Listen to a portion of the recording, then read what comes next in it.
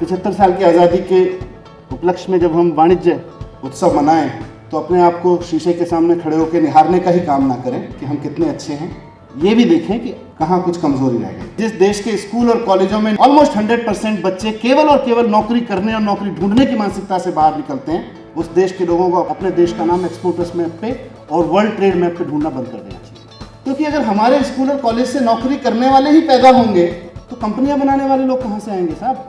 अगर हमारे स्कूलों और कॉलेजेस में कंपनियां बनाने का सपना नहीं पालना सिखाया जाएगा तो ये एक्सपोर्ट करने वाले लोग आएंगे कहाँ से आपके? और एक्सपोर्ट करने वाले लोग नहीं आएंगे तो हम और आप फिर 150 साल पे एक और जनरेशन बैठी होगी, वो भी कुछ डेटा प्रेजेंट कर रही होगी। सबसे बड़ी इंपॉर्टेंट चीज़ है कि हमें अपने देश का बिजनेस को लेके सोचने का तरीका बदलना है।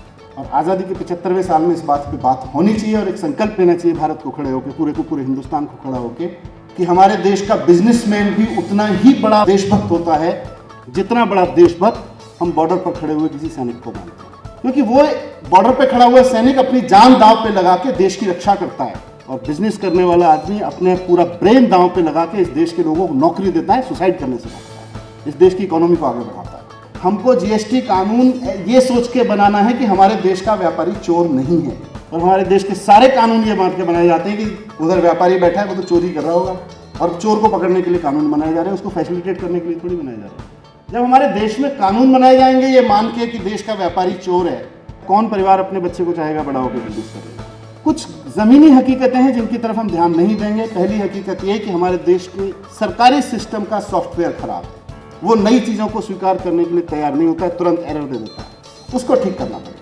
दूसरा, हमारे स्कूल कॉलेजों का सॉफ्टवेयर खराब है, वहाँ 20-25 साल की एजुकेशन में हर बच्चे को घुट्टी पिलाई जाती है कि अच्छी नौकरी कर लेना, वो सबसे बढ़िया है। और पूरे के पूरे देश के एटमॉस्फेयर में, कानूनों के एटमॉस्फेयर में अगर व्यापारी को केवल चोर मान के समझा जाएगा और ये देखा जाएगा उसको पकड़ा कैसे जाएगा, तो फिर कौन चोर होना चाहता है? तो ये 3 चीज़ें बड़ी बदलाव की जरूरत है। आप जाके देखो IIT में, आप जाके देखो DTU में, आप जाके देखो IIM में, उनके ब्रेन में क्या सपना चल रहा है?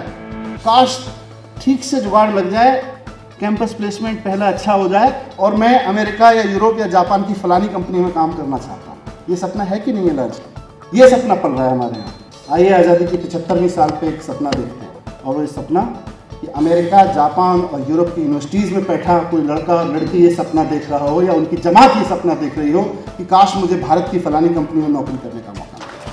आप ये सपना देखिए कि अमेरिका, यूरोप और जापान जैसे देशों के स्कूल और यूनिवर्सिटीज़ में पढ़ने वाले लड़के और लड़कियाँ अपने प्रोफेसर्स के साथ, अपने पीयर डिस्कशंस में ये सपना देखना शुरू कर दें कि मेरे ना थोड़ा सा डिग्री ठीक से कंप्लीट हो जाए, ये वाला सेमेस्टर ठीक से कंप्लीट हो जाए, मेरा ख्वाब है कि मैं भारत की फलानी कंपनी में जाके दिल्ली, कानपुर या मुंबई में नौकरी करना चाहती हूँ। जिस दिन अमेरिका, यूरोप और जापान की कंपनियों में बैठे हुए लड़के और लड़कियाँ ये सपना देखने लगे आपके या हमारे देश की कंपनियों के बारे में, आपसे डेटा संभाले नहीं संभलेगा। सोने की चिड़िया के देश के लिए 300 कुछ भी नहीं। जिस देश को हम सोने की चिड़िया कहते थे ऐसे ही नहीं है, तक्षशिला के देश को 300 कुछ भी नहीं है। पीछे नहीं देखते रहेंगे, पीछे देखने वाला आगे नहीं बढ़ता है। तो पीछे देखने का काम उतना ही होना चाहिए जितना गाड़ी में मिरर होता है ना, पीछे देखने वाला।